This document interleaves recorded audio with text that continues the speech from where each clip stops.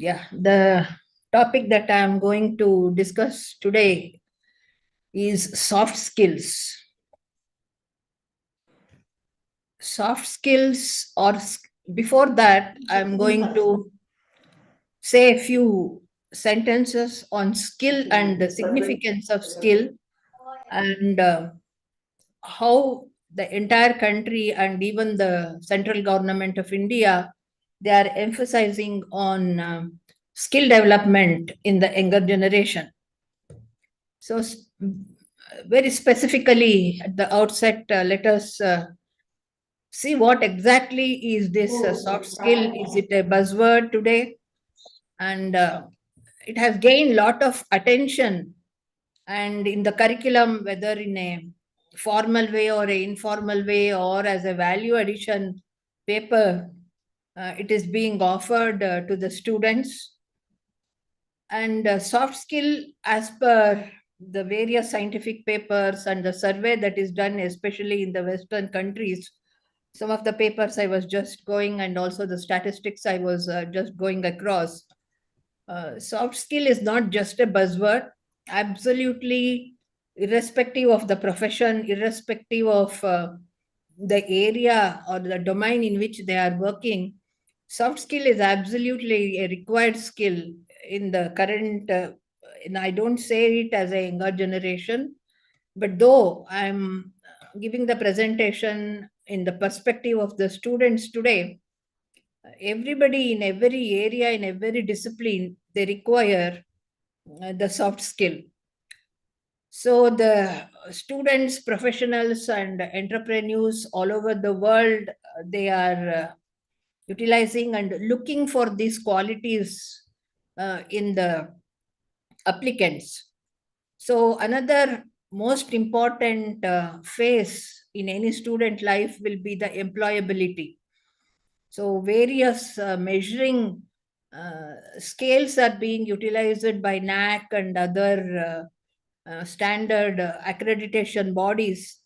The first question that they are going to ask when we are going to design a curriculum for a particular program, where they are going to very specifically fit in, what will be their employability if they are going to do this particular course. So employability is the absolute goal for any course to be designed. So employability, it is a major concern today. So every individual aims at getting a coveted job after the completion of a post graduation or a graduation or at the +2 level.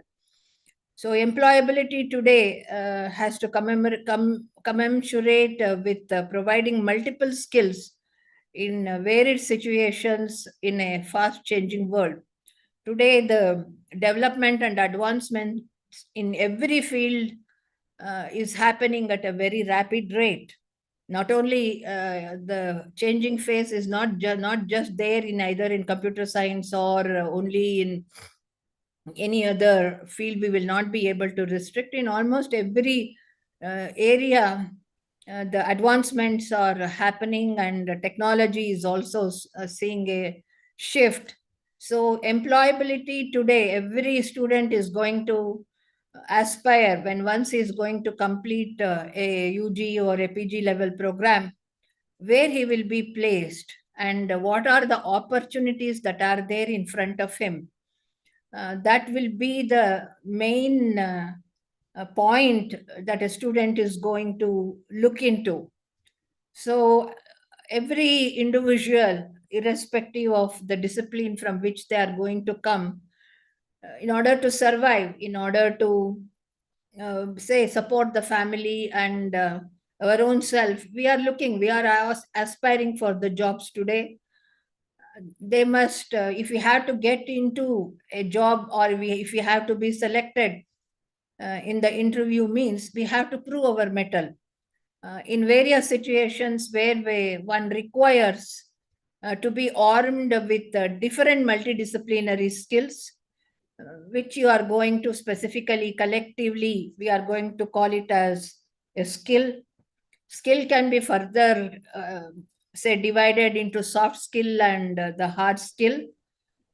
So one may be armed with good competence of one subject, but one cannot compete with his peer group unless one has the potential for performance.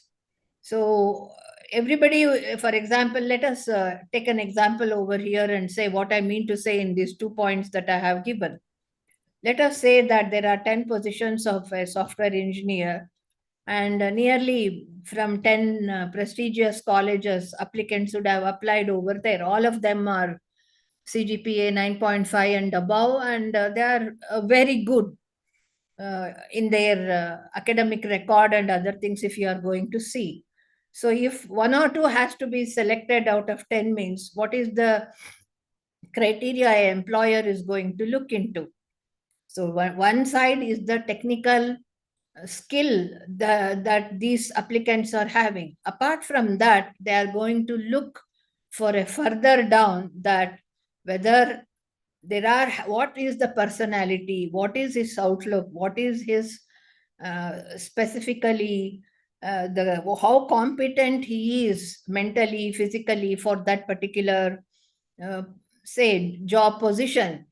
So thereby, what I mean to say over here is one may be armed with good competence of one subject, but one cannot compete with his peer group unless one has the potential to perform. So beyond the technical skill, beyond the degrees, beyond the marks that is there in the marks card, one has to develop additional qualities. In other words, they are called as the soft skill. Now, the whole goal of the student community will be whatever course that they are going to do in whatever disciplines they are there, their aim will be to secure a good job with a good pay. So that is the goal. So that is why this slide I have dedicated only for the with the topic of job. So in the modern workspace, lot of emphasis is specifically uh, being given to the hard and the soft skill for success. One should have the hard skill that is required for the job. For example, if he's a software engineer, means he should have good programming skill, good logical thinking, and he should be able to outbeat others in that particular domain. So then on the other hand, if the job is for a car driver, means he must have the desired skill, and his own driving license is only going to quantify him that he is by the government, he is authorized to drive the vehicle. But on the other hand, apart from that, he must have certain skills, and then specifically the presence of mind and reflex action. So all these we will be able to, the soft skills that we are going to look is, it depends upon the job, and according to the job the hard skill must be there, and along with the job hard skill, that ಯಾವ ಯಾವ ಯಾರಿಗೆ ಬೇಕಾಗೋದು the soft skills also must be there. ಆ ಸೂಟಿ ನಾವು So what ಸಿಗ್ಬೇಕಲ್ಲ I mean ನಮಗೆ to say over here is interviewers and hiring ಸಿಗ್ಬೇಕಲ್ಲ managers are looking for candidates with a mix of these critical skills that will allow them to work as valuable assets for their employer. So beyond the hard skill, the interviewers or the human resource hiring managers, they will be looking something beyond the technical skills. So hard skills are measurable, role specific skills that allow employees to perform specific task within their industry, whereas soft skills are personal qualities and traits that help employees to succeed regardless of their profession. So this is depending upon the varied. I'm going to show you the Skill India website. Now the government is coming out in a very big way, and recently, I think 15 days back, you have heard about the internship portal being open, and within 30 minutes 1 lakh people enrolled in that particular portal, and even they had a glitch in the server because of so many people logged to the server at the same time. So when the say for a particular job, when the hard skill and the soft skill, when they are merged together, it can win the jobs and further promotion, and there can be growth in the industry and at the personal level also. So this is what I mean to say, that why skill is a holistic word. So skill, if we are going to quantify it, skill, if we are going to divide it, we will be able to call it as knowledge, skill, and then the ability. So in short, it is called as the KSA. So here I have given some classical definition the dictionaries are going to give. What is the definition of a skill is the ability to do an activity or job well in a professional way. They will be able to perform the responsibilities of that particular job, especially because one has practiced it. Either one has undergone a formal training, or one by experience or by practice, he has achieved that particular skill. And one more version of skill definition I have also given from one more source: the ability to do something that comes from training, experience, or practice. So this is again one more version of the dictionary. They are giving this definition. But on the other hand, as a teacher in the field, with 3 decades of experience in this particular area, what I mean to say over here is our business as a teacher, our job will be to train the students, impart knowledge to the students. So it is in turn, by theory or practical training, we are going to impart certain knowledge and skill to the students. So it is up to the student to what level he is going to grasp the information that we are going to give, and he has to convert that into knowledge and the skill set he has to acquire during a particular degree. But on the other hand, when a student is going to absorb the information by in the classroom, and that his brain has to convert that into knowledge, and whatever practical training that is given to him, especially if we are there in the field of science, we do have practicals in order to operate so many equipments and so many laboratory procedures we are going to teach them. So those skills he has to acquire and master it by practice. And later on, by a formal education, he has to convert this knowledge and skill into his capacity. Depending upon his capacity, he has to convert it into a ability to do the work in a professional way. So further, if I am going to break down the term skill over here, the term skill and competence, when I saw some scientific papers, while preparing for this particular talk, some of them, they were using skill and competence in an interchangeable way. But I feel that there is a clear demarcation, or a difference is there between the skill and the competence. Well, competence is a combination of knowledge, skill, and personality trait, and the skill is only a one part of this particular element that make up competence.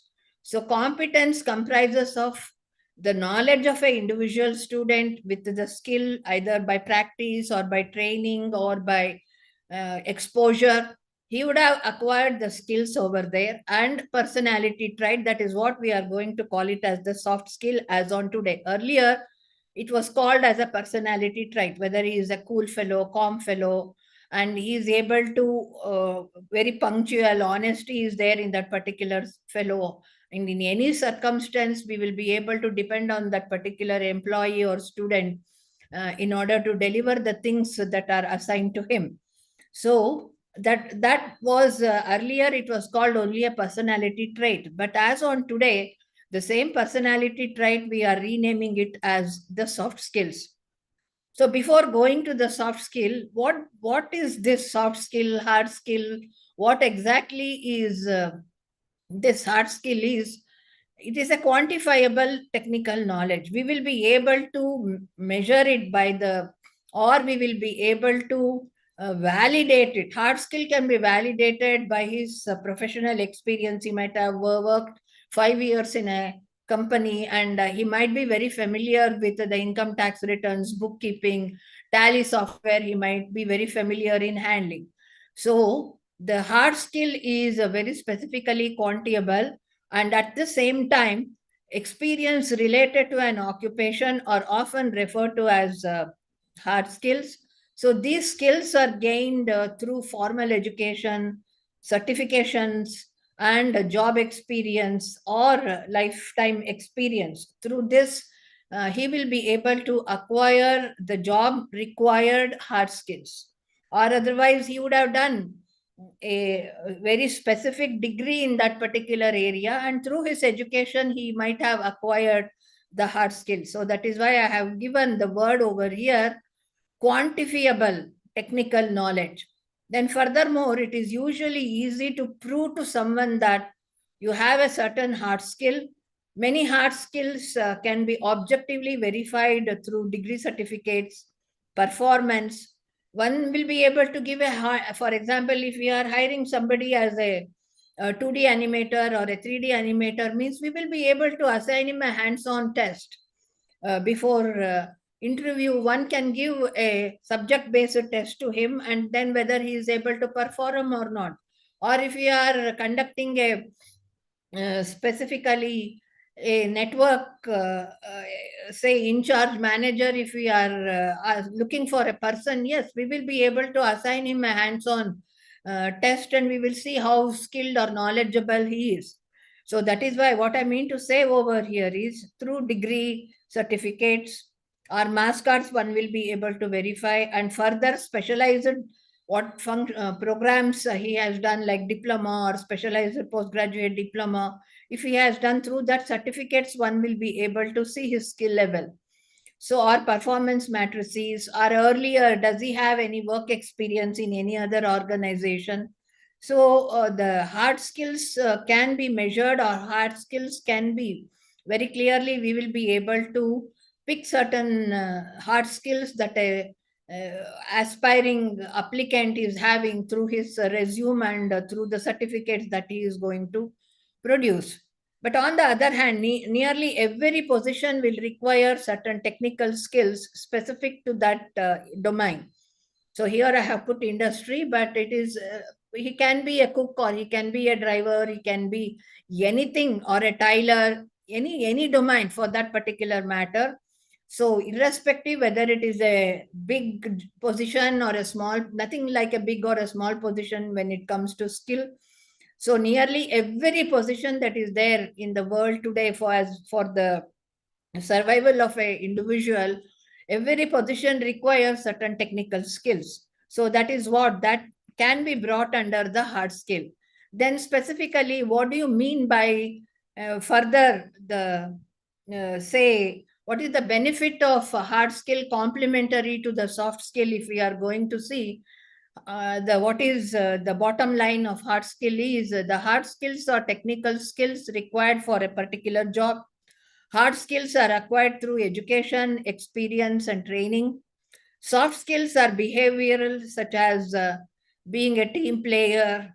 Or unlike soft skills, hard skills can be easily quantified, and employers typically look for a combination of hard and soft skills. When you are going to look at the survey done in India and other countries, for example, if you are going to see on in the internet itself, you are going to get a survey that is done in India over the youth.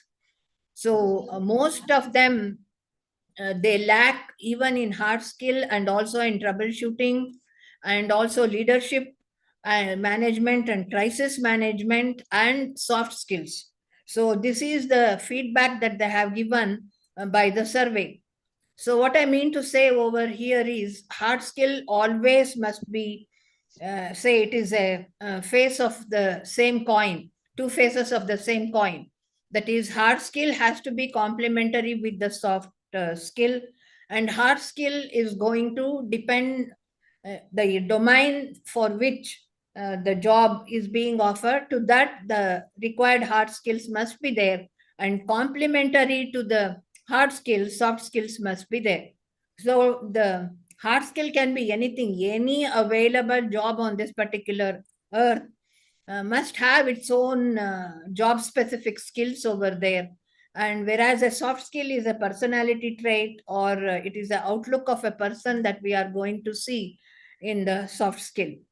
So if I'm going to continue the hard skill versus soft skill discussion, soft skills are also known as interpersonal skills, or people centric skills, or non technical abilities that enable individuals to interact effectively with others, navigate social situations. So these skills are crucial for success in both personal level and at the professional level.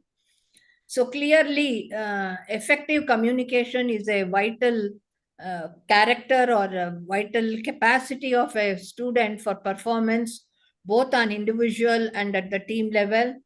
And also by developing the soft skills, teachers can create the positive learning environment. So I'm talking in the perspective of student for some points, and also in the perspective of teacher also.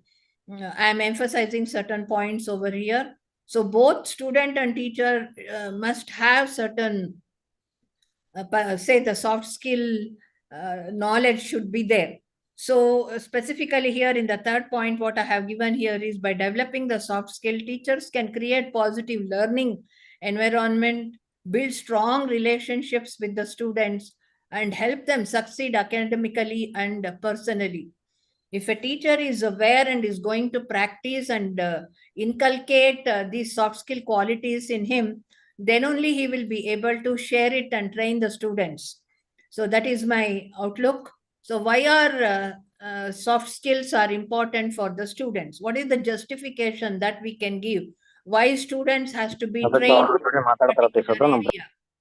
So soft skills play a crucial role in forming a good rapport with the batchmates, building network with the seniors, establishing trust. Soft skills and the personality development skill are important for students due to two main reasons I have quantified over here. So a hard skill associated, if the student is also have practiced the soft skill techniques, means then what is going to happen? It is going to improve his employability, and these skills enable them to work harmoniously in a dynamic environment. So for example, let us say at this for this I would like to give a very small example. Let us say that there are two doctors. Both of them are cardiologists, very good, very knowledgeable, very well experienced, no doubt.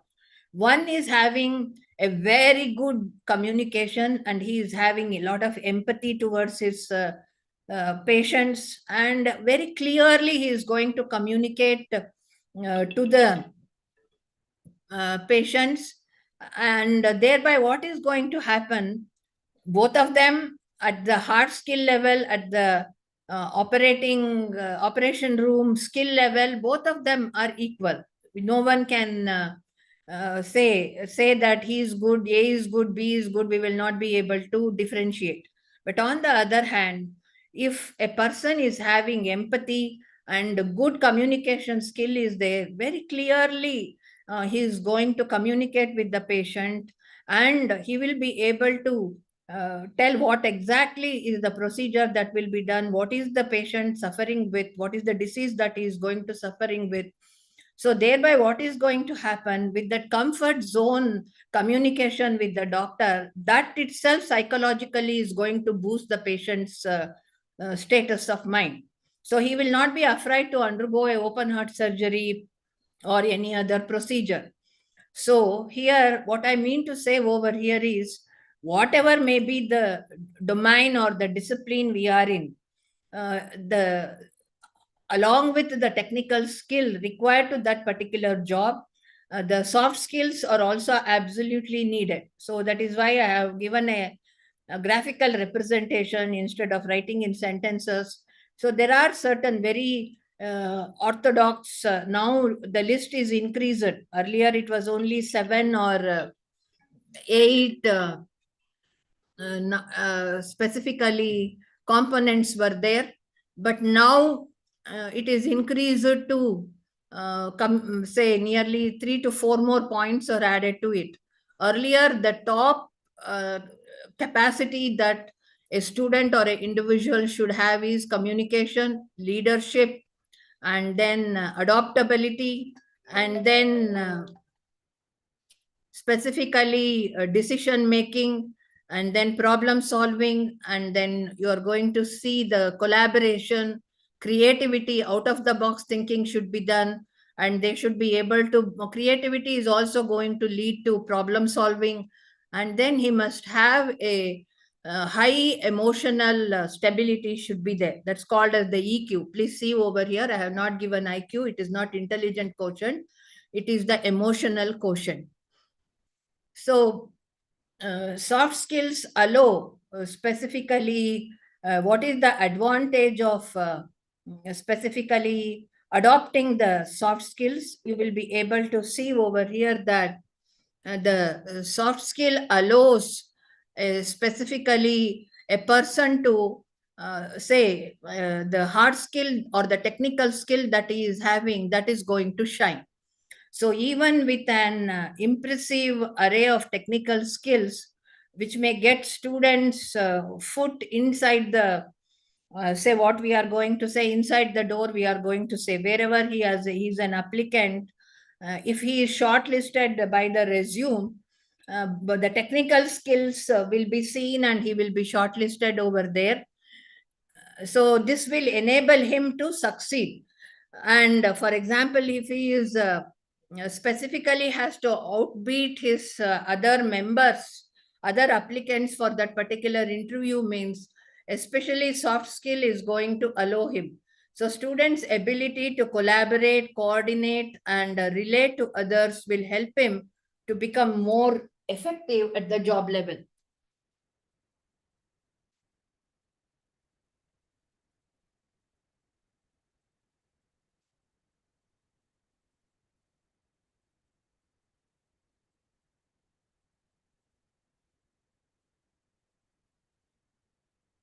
So here, without good communication skill among employees, the company won't be able to capitalize on the wealth of knowledge and expertise available. So soft skills allow people to better cooperate on projects together, brainstorm and negotiate with the stakeholders of that particular project, and then gather support and encourage participation from others. So this we will be able to, though at the, in a corporate language I have written this, still we teachers, we have to nearly 60 to 70 students will be there at the PG level or at the UG level. Certainly a teacher will be able to deliver whatever course that he is offering. In other words, the paper that he is going to handle, he will be able to effectively take the entire batch of the students in that particular class in an effective way. And at the same time, the student is also going to say the whatever the communication skill or the language skill is a absolute requirement as on today, at least in one language, whether it is a mother tongue or whether English or any other language that is required for that particular job, one should have a very specific communication skill with the other members of that particular in whichever domain we are working. What will be the stakeholders for a teacher will be the teacher and the set of students. So the students will be comfortable with the teacher and they will be able to understand clearly the whatever subject that they are going to learn over there. If the 50% of learning is going to happen if a teacher is an effective communicator. So this is in the taking an example of a teacher student scenario, I am talking over here. So on the other hand, we will be able to give number of examples at the corporate level.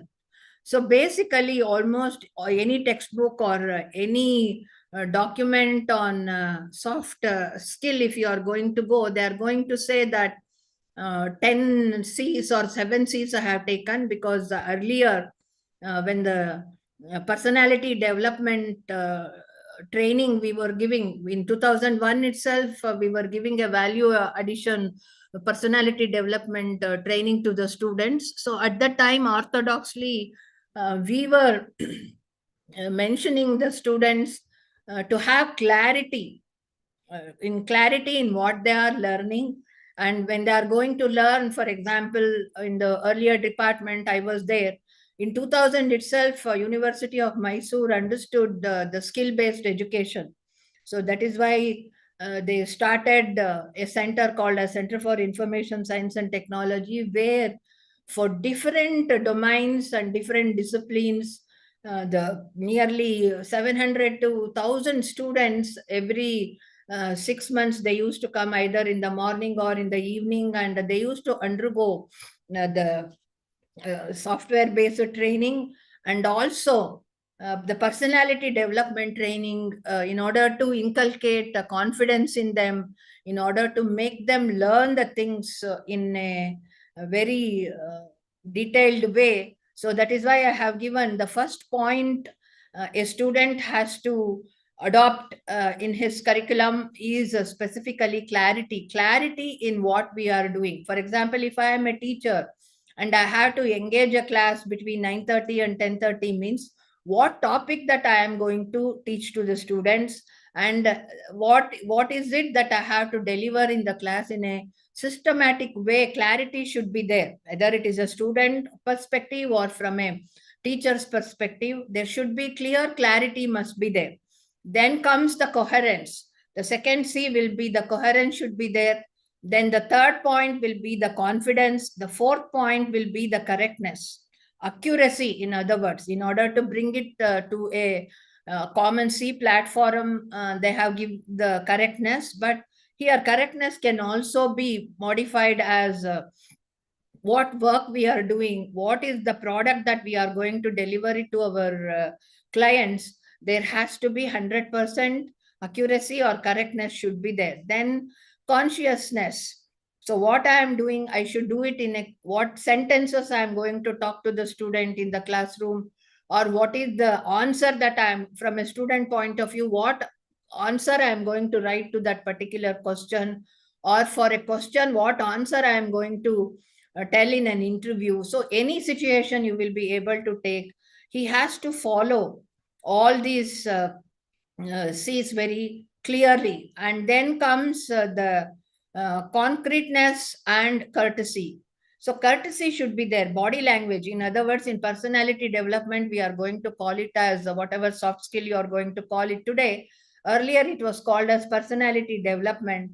So courtesy should be there. So we have to follow. When we are talking to a teacher, there should be a courtesy. When we are talking with a fellow friend or a higher authority, so according to the job requirement or a role that we are doing, there has to be courtesy should be there. So these are the 7 C's that they are going to very clearly emphasize upon in personality development. Then the first one by one, whatever I had mentioned earlier, one by one I'm going to take and then elaborate on that. The first important 50% of effectiveness we will be able to bring in if we are very clear in our verbal or written communication. Right type of communication, every teacher and every student has to do it. So if a student has to communicate, so for example, our IA tests or practical interaction, or on the other hand, whatever the semester end exam that they are going to write at the student level, if he has enrolled for a particular MSc program, what is the question that is asked in the question paper, to that right type of answer he has to write. So that is called as effective written communication. Effective written, he might be knowledgeable, but we can't measure in his brain if he knows the answer. If he is unable to reproduce the answer on the answer sheet, then a teacher will not be able to help. Whether he knows the answer or does not know the answer, we will not be able to verify. If the answer written on the answer sheet, if it is not accurate, That is why we are going to say that very in clarity and in coherence and in confidence specifically they have to communicate. So here there are two types of communication that we have: spoken communication. In any language or in any medium, one will be able to talk and communicate effectively, or on the other hand, written communication. So for example, uh, when we go for uh, say invited lecture or talk or anything, sometimes when we are interacting with teachers and students, the main problem, they want to ask a question or they want to clarify something, they will not be able to communicate properly. So what I mean to say over here is the communication should be a effective communication.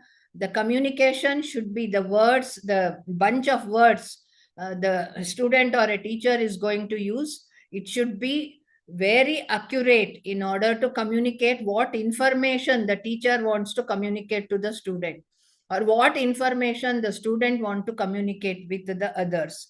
So there the written and the verbal and the written communication has to be very precise and accurate. So active listening and public speaking. So again, two more parameters are going to come in communication. First one is, many a times I'm going to, generally I tell my students, when I ask a question in the classroom, not even half a second, without half a second, they are going to say something to that particular answer. Sometimes it will be correct and sometimes it will not be correct. So what I tell the students is, or otherwise half the question I would have completed and other half still remains, by the time only I am going to get the answer from the students. So at the time I make it a point to tell them is, don't listen to answer, listen to the question to understand and answer. So this is what even a teacher is also lacking, including me, and also the students. So we have to read the question and understand and analyze that particular question at least for 2 to 3 seconds, and then only we have to comprehend our answer, and then only we have to speak. So this is what is active listening is the need of the hour. And also public speaking. So when we are specifically, that is why especially at the PG level, we are going to keep seminars. It can be technical seminar or sometimes group discussion. We are going to give them over a scientific project, so that I already work scientific paper, they will be able to take and discuss over it and come out with the gist, or a review paper. Review paper can be written by the students and that they will be able to present as a seminar. So public speaking art is a very good quality. So when we are addressing a group of colleagues or addressing any members of a family, so that should have a very clear, precise words. It must have, those words should be able to very clearly, without distorting the information, one should be able to effectively communicate what we want to communicate to that particular group of people. So this is called as art of public speaking. So these are the important, say, keywords when we are going to talk about communication. So specifically, I'm showing you from one of the papers I have taken this. They have done a nearly a 2 to 3 year research they have done at the university level, at the school level, at the high school level. It is available online. You can go through that. As per Stanford Research Center, Harvard University, and Carnegie Foundation, 85% of job success comes from excellent soft and people skill, and 15% from technical skill. So look at this. So it is a paper very well published. They say that half the job you will be able to win over. You can be a successful candidate over there when you are going to apply for a job. Your 15%, whatever technical skill, either 10 out of 10 CGPA you are having, or you are highly knowledgeable in that area, plus you are going to have a good communication skill, means yes, certainly, for sure, 85% of job success comes from excellent soft and people skill, and 15% from the technical skills. So as per data insights from Skill Survey, one more organization, they have done at the European Union countries and also US. So as per the data insights from Skill Survey, 67% of human resource managers will hire candidates with strong soft skill capabilities, even if their technical skills are weak. So this is again a very clear survey they have done on more than 3 to 4 countries.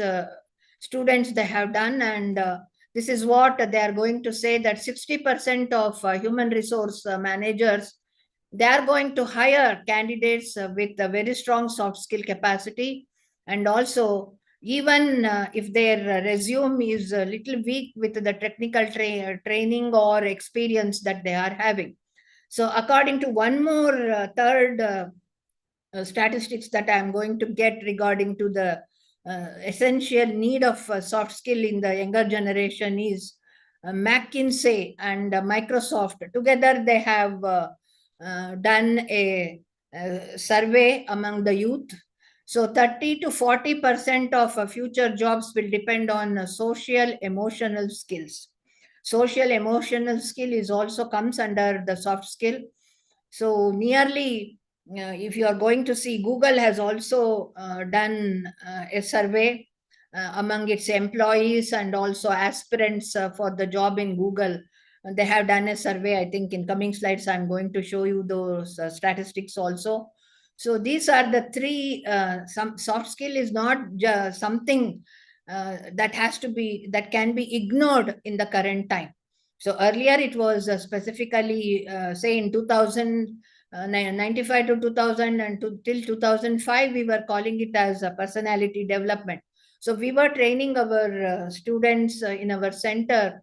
We used to call the HR department managers, and how mock interviews we were giving to them, and English verbal communication, written English communication, and also how precisely they have to comprehend what exactly they want to communicate with their, it can be classmates, it can be colleagues, or it can be specifically a teacher.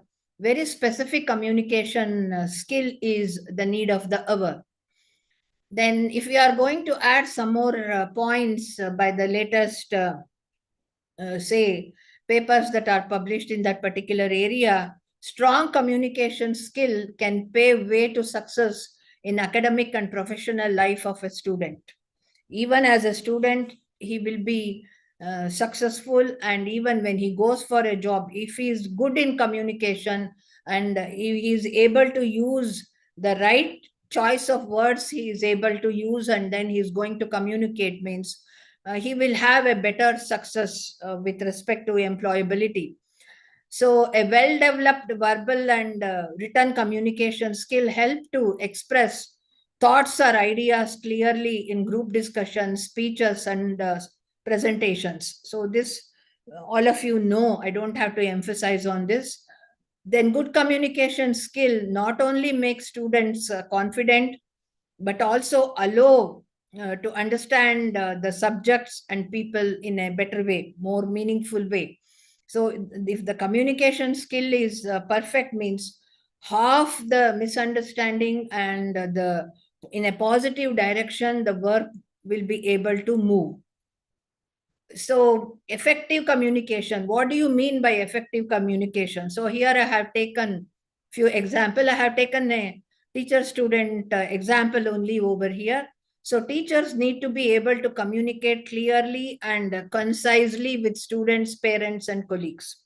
So in our domain, I'm as a teacher, I have to be highly specific in communicating with the students in every class that I am going to engage to them, whatever may be the technical topic that I am covering. I should be be able to communicate in a very precise way. And in other words, precise is called as concise over here. So thereby, the student will be able to understand what the teacher is trying to explain in that particular session. Or on the other hand, if it is a corporate company or working environments, there will be colleagues. So with the colleagues, we have to communicate in a very accurate and precise way. So that is why the word concisely is being used. So thereby, half or 50% of the problem will be solved, and in a say in a very harmonious way, the student will be able to student and the teacher relationship can be there. And if a student is having any doubt over that, he will be able to very specifically interact with the teacher, and on one to one communication basis we will be able to clarify the doubt that the student is having. Similarly, with the parents at the say undergrad level or at the high school level, we may even have to interact with the parents of our students.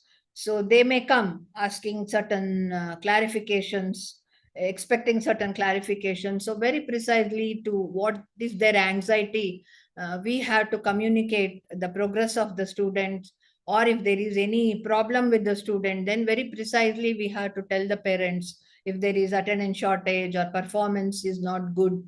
So that way we may have to request the parents to come to the institution, and very accurately we have to communicate to the parents.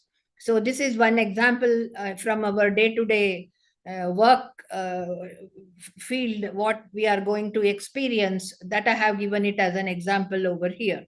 Then active listening. This in the previous slide also, I have emphasized on this. Today, when I'm going to observe people around me, not just the students, even if we go to a shop or even if we are interacting with our own colleagues and friends, uh, active listening somewhere it is decreasing.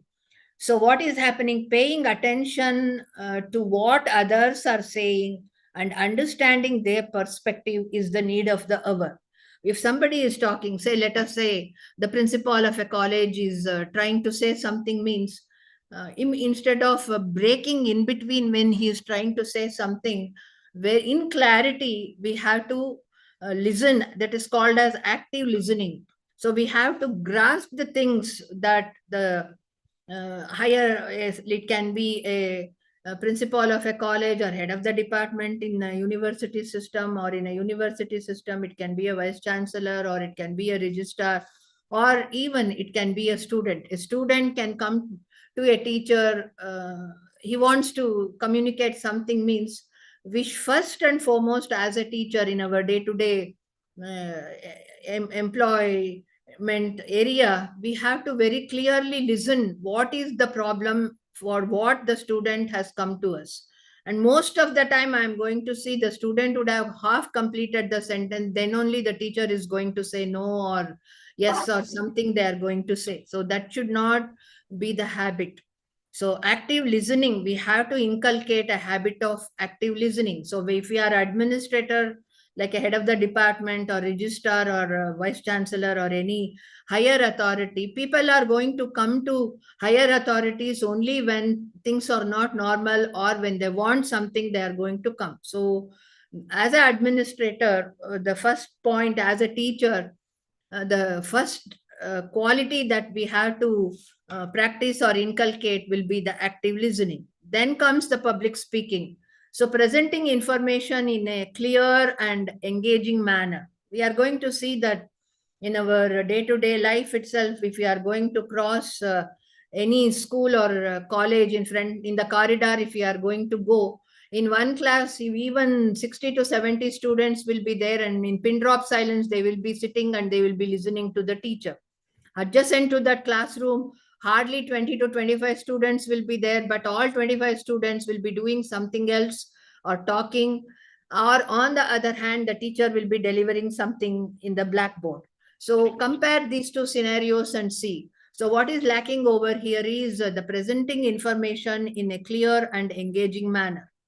So from the student point of view also, he also has to practice public speaking, and at the same time from a teacher's perspective also, public speaking, art of public speaking, in other words it is called as.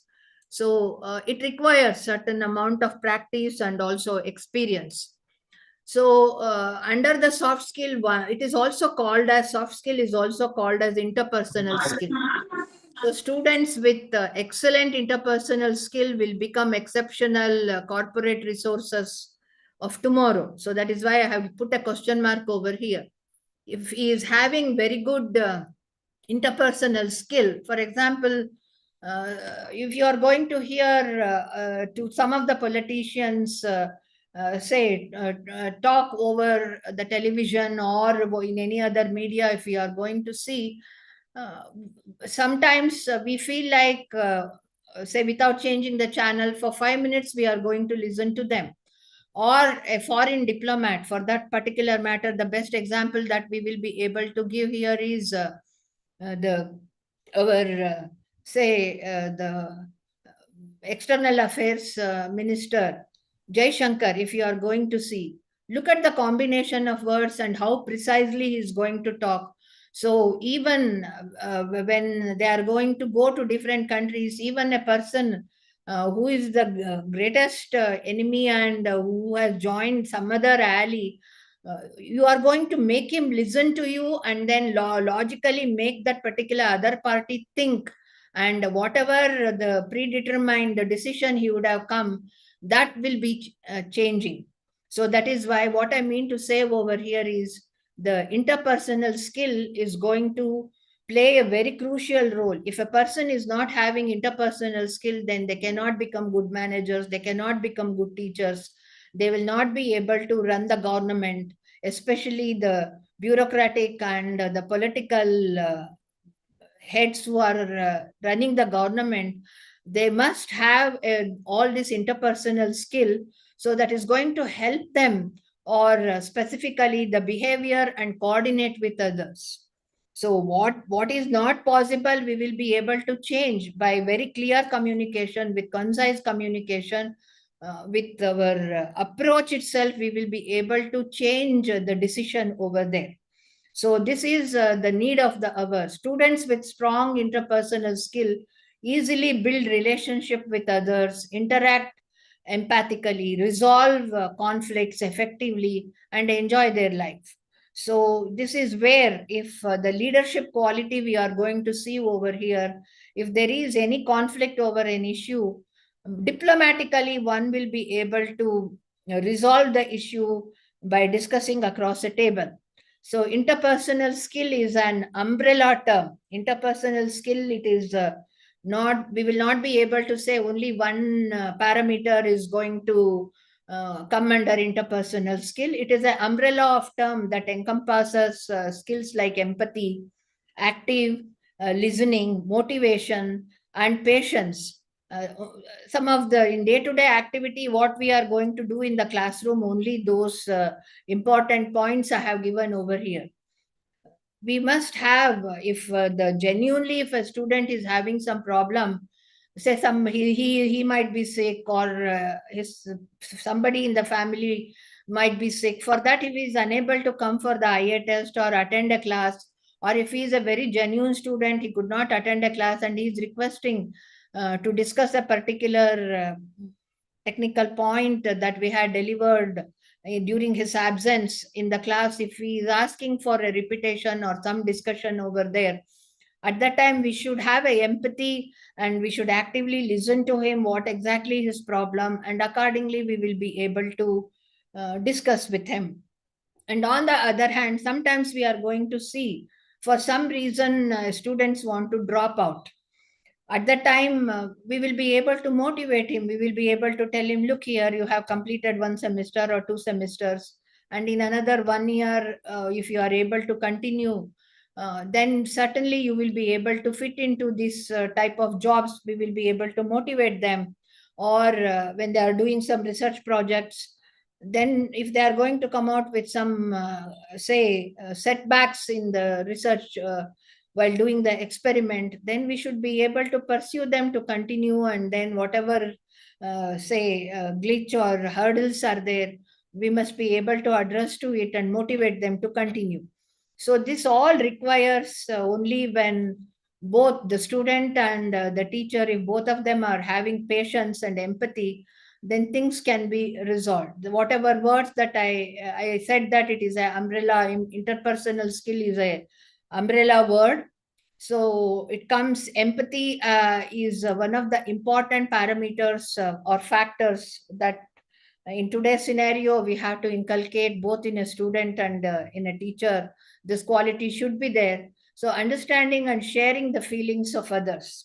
We have to see for some reason, some problem they are having health wise or family problem wise or say money wise. So we have to, what is possible within the purview, within the limitation of our job that we are doing, at least some good words can be told them. That is not going to cost anything. So we must have empathy towards our fellow recipients, and patience and positive attitude, flexibility, because every situation is not a Tyler situation, or a predetermined situation is not there in life. Every moment is a dynamic situation. So we must have flexibility, is also going to have lot of in today's scenario we will be able to explain flexibility in so many ways. For example, I am going to take the classroom scenario that we are going to face every day.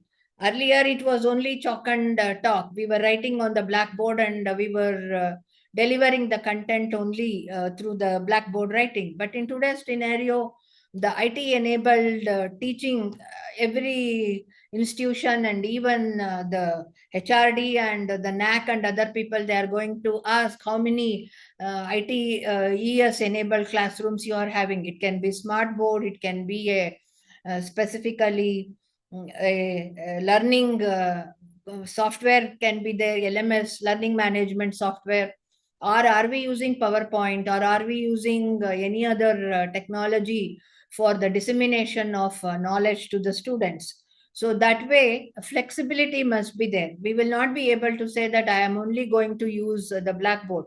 In today's scenario, we will be able to use the learning management system. We can use LMS, in short, it is called as, and we can adopt the information technology in classroom. So that is a very major point. So as teachers, we should be flexible.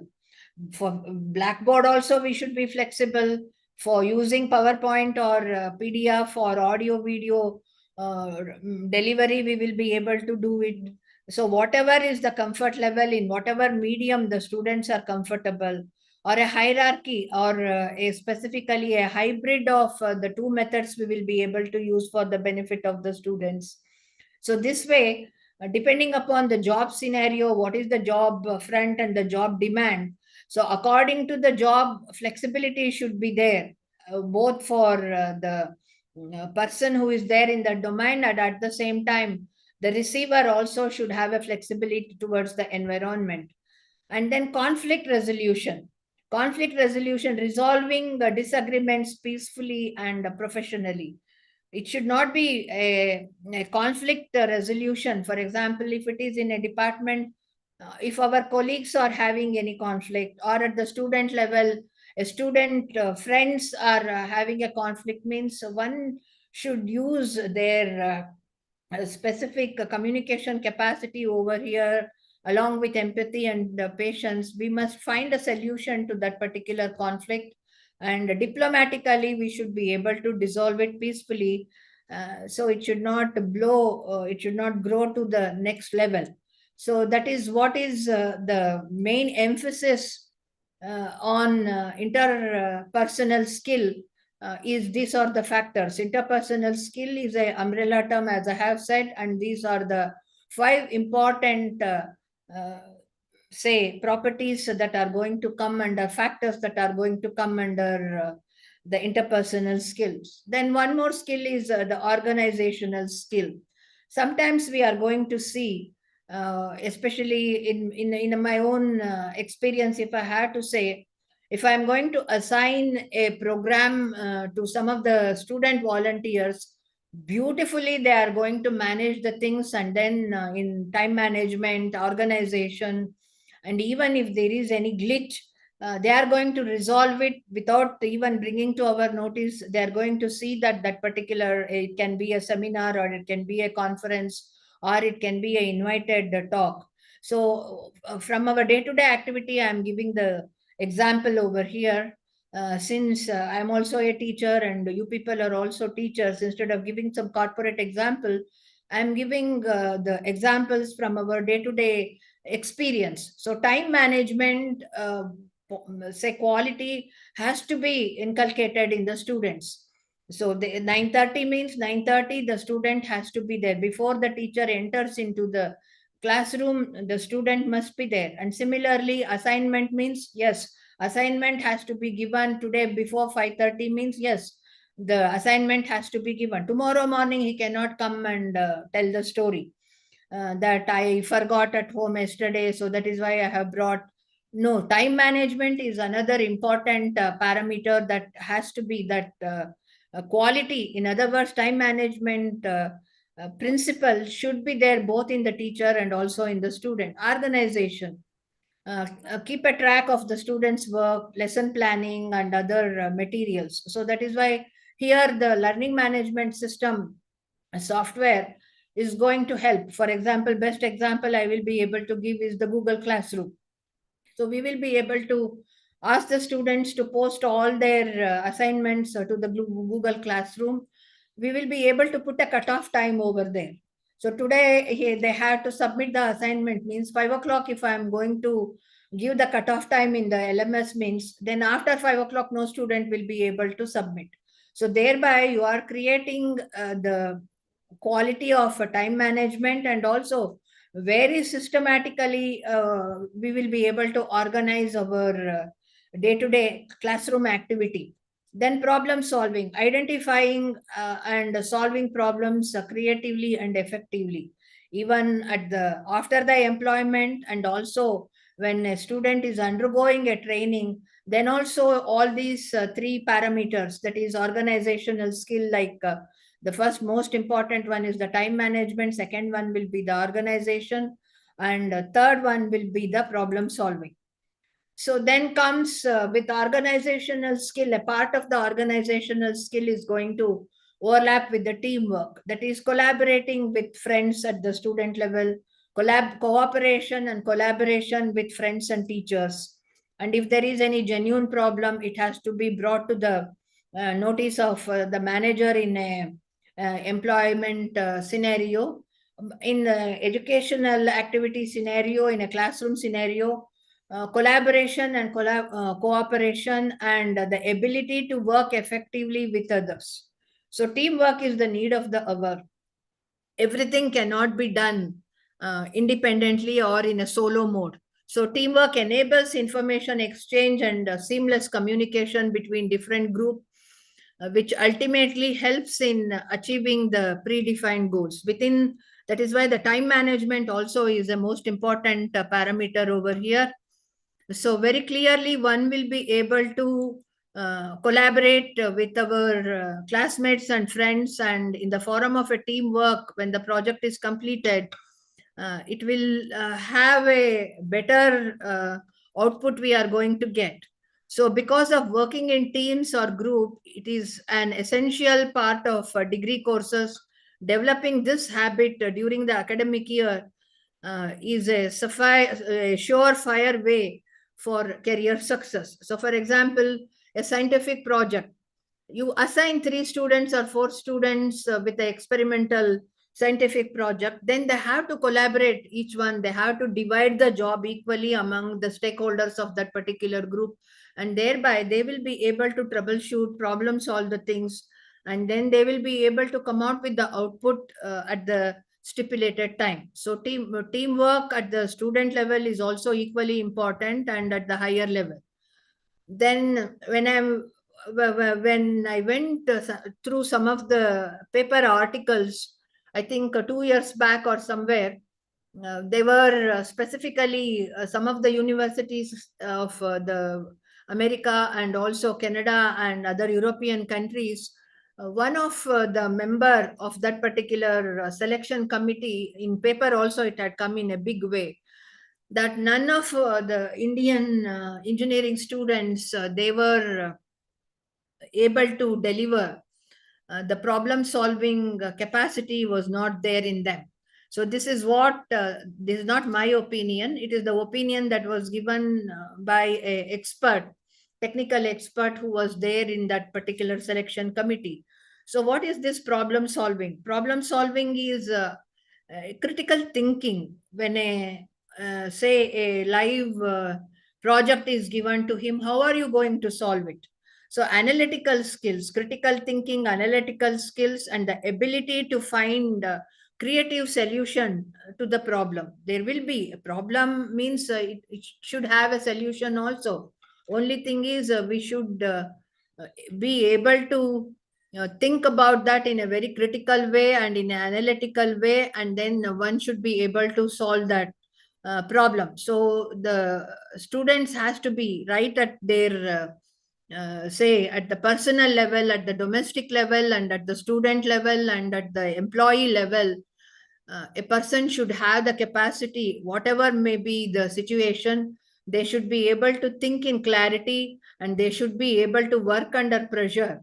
So for this, we will be able to the problem solving or critical thinking and analytical skills. So many engineering examples can be given, day-to-day life examples can be given, or in a operation theater, everything is not going to go as the surgeon is going to think. Somewhere the emergency is going to arise. At that time, they have to take the right decision over there, and they have to save the life of the patient. So this is where every second we have, even at when we are employed at the work front, or when we are a student in our student life, there can be problems, but only thing is with the out of the box thinking, and with that is what is called as critical thinking. The need of the hour is the ability to find solutions in difficult and complex situations. So this includes analytical thinking, creativity, and persistence. So in one round only, or in one way only, we will not be able to solve the problem. We should not drop that particular problem. We should be able to persistently, we should be able to try different methods, and thereby one will be able to find a solution for the problem. So in continuation, regardless of the course of the student they are studying, problem solving skills are always valued throughout the student life. So whatever may be, don't think that only a computer science fellow is going to have a problem solving skill should be there in him. No, every domain, every subject student is going to have at one time or the other, they will have a situation, they are going to end up with a situation. So one will be able to very clearly uh, think critically, and they should be able to. So these skills determine the ability to think critically, identify potential problems, develop solutions for combating them. So moreover, being a problem solver implies that students are creative in their mind and competent in solving problems with out of the box solutions. So this I have taken from the LinkedIn website. LinkedIn is a social platform where all the students, they will be able to post their skills over there, and even they will be able to see the employment opportunities.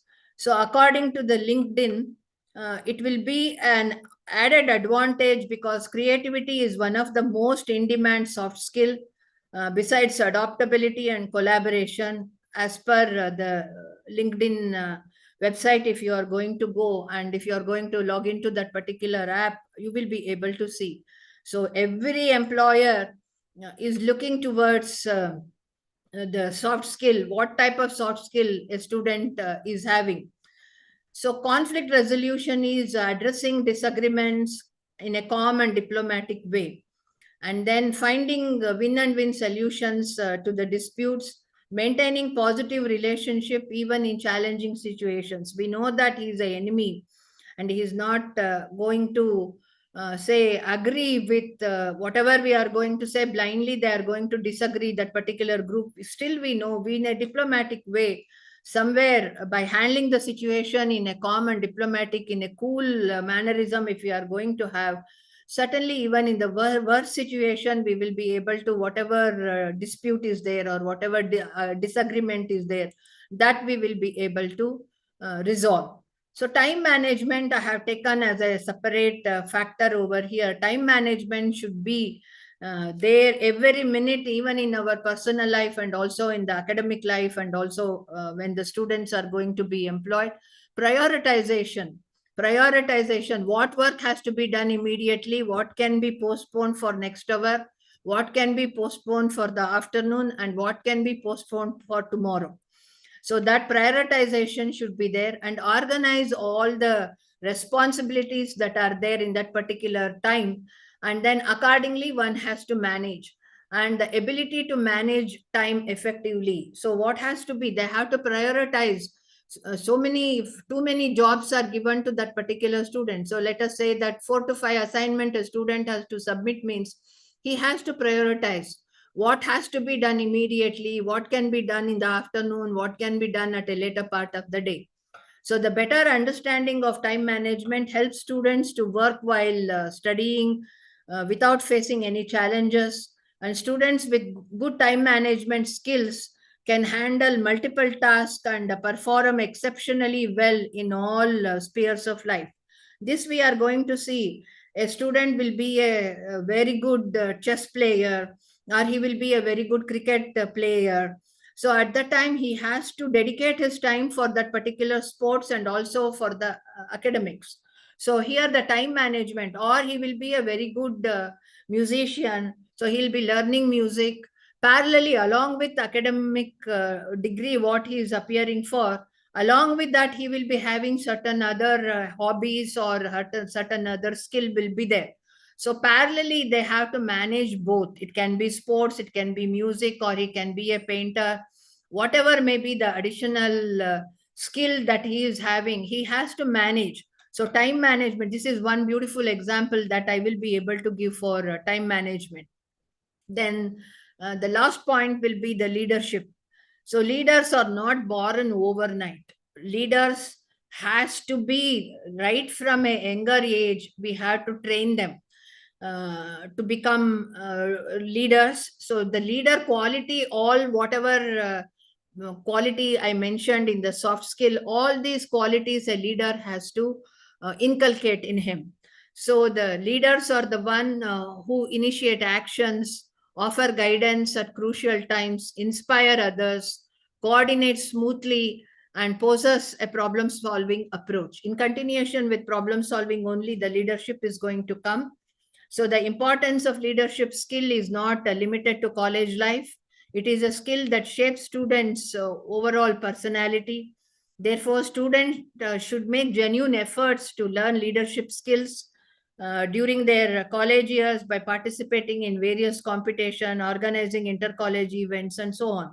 So the student should be given the responsibility to organize small events at the department level or at the college level. A committee can be made, and a group of students who are having that quality can be identified, and they can be made as class representatives or student leaders. So thereby they will be able to organize. This experience is going to give them at a higher level, they will be able to perform after the completion. So motivation, influence, and the ability to guide and inspire them.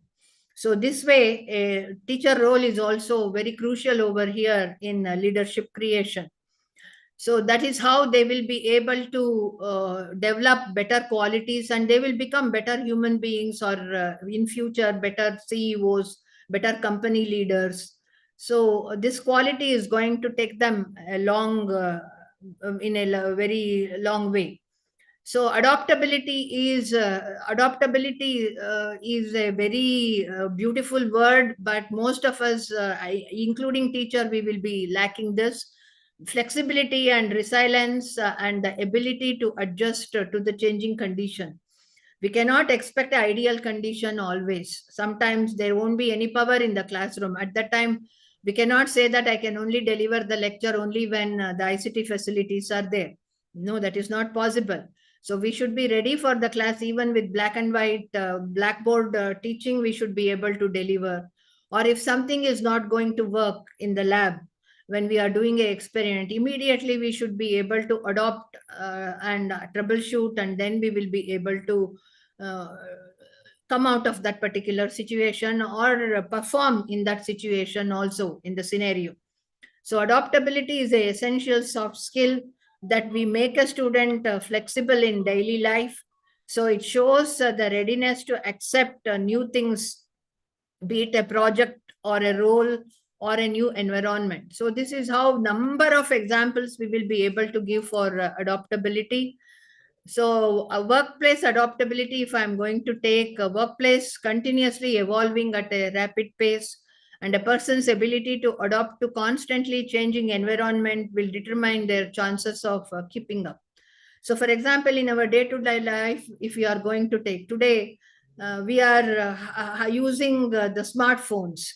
So, early, we have, especially the generation who are born before 2000 or before 2005, we were having only the landlines, and later on, several generations of mobile phones we have handled, and today smartphones are there, and in that we are going to install so many app, and banking we are doing online, shopping we are doing online. So this is a very best example for adaptability. When our mind and our say thinking is able to adapt to this particular digital environment, so it should be applicable to all other environment of our day to day life. So this is an example that I have given. Without mobile phone, we will not be able to survive even for half an hour. If the charge is not there and signal is not there, immediately we are going to become totally uncomfortable, right? So adaptability, this is one example, day-to-day example I have given over here. So it is a increasingly complex roles and responsibilities come with less time to learn on the job. It is important for students to learn to manage varying workloads and tasks easily, juggle multiple commitments, and produce quality results within a schedule. So, a number of day-to-day examples that we will be able to give today. So, the best example that I will be able to give is, for example, cataract surgery. So, today a eye surgeon, he has to adopt to a robotic surgery, and today we are talking about AI. Even robotic surgery, you are not manually handling it. A completely programmed robot, a surgeon should be able to handle that equipment, and he should be able to do the surgery. So a completely say hand surgery is completely, the scenario is changing to a robotic surgery. And even in robotics today, artificial intelligence and various other software modifications they are doing with the instruments. So thereby, if a surgeon has to successful means, this is what we are going to call it as upskilling means a person is already knowledgeable, but some new technique has come in his particular domain or in his work area, and thereby he has to learn that skill in order to continue in that particular area of his work. If he is not going to upskill himself means, then he will be a dropout. So in this way, I can give one more example, that is a computer programmer. He cannot just say that I know only to program or make network in this particular domain. So if say today we are talking about Amazon cloud space or Amazon remote servers, if we have to work a very elaborate networking or a computers we don't have to have in the work area. Today everything will be cloud computing, we will be able to do. So a person, if he has to survive in that particular job, means he has to upskill himself with the latest technology. I think with this, do I have 5 more minutes, or time is over? Can I take it for 5 more minutes?